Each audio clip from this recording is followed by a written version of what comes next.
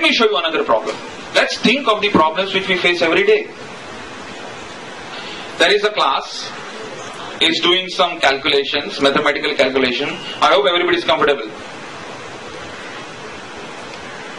Which is doing some mathematical calculation, and I want to log in a file. Simple way is open the source code, type log.print or whatever, and get the thing done.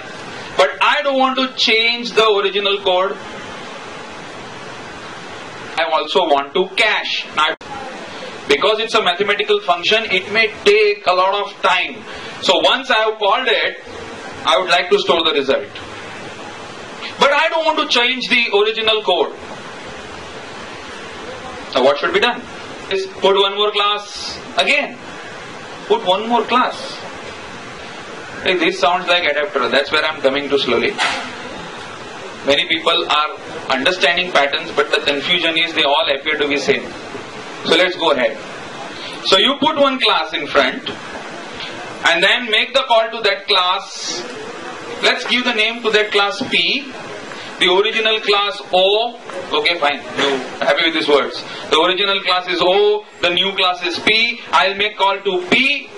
P will do the logging. Then P will call O. Get the result. Cache it. Now, don't you think this is very much like adapter? No, it's not an adapter. Most of you knowing which pattern I am talking about. This fellow who is in between is generally referred to as proxy. Is a proxy. But this is same explanation. This is same explanation as adapter. One class is coming in between. How can you say it is something else? There is one more condition, that the client should never know whether he is working with proxy or is working with the original class. If this is the constraint, what will you do as an object-oriented designer? The original class, and I am placing a class in front of that class which will do that extra job of logging and caching. What would be your decision if that class and the original class, the client should not know the difference? Again, I am assuming that you know OOPS well. I think the answer is very simple.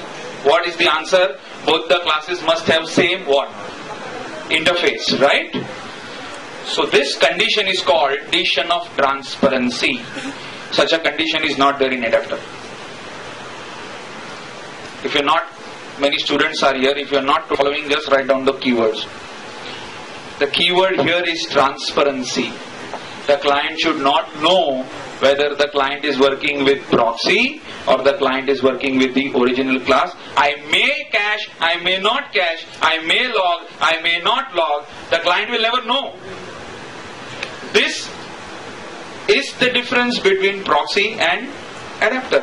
If I want caching to be done by separate class, if I want logging to be done by separate class, if I want some third thing, security check, and I go on placing the objects one above the other, proxy gets converted to decorator pattern. So I'm just giving you ideas that, see, what are we doing here? We have problems, common problems in our design.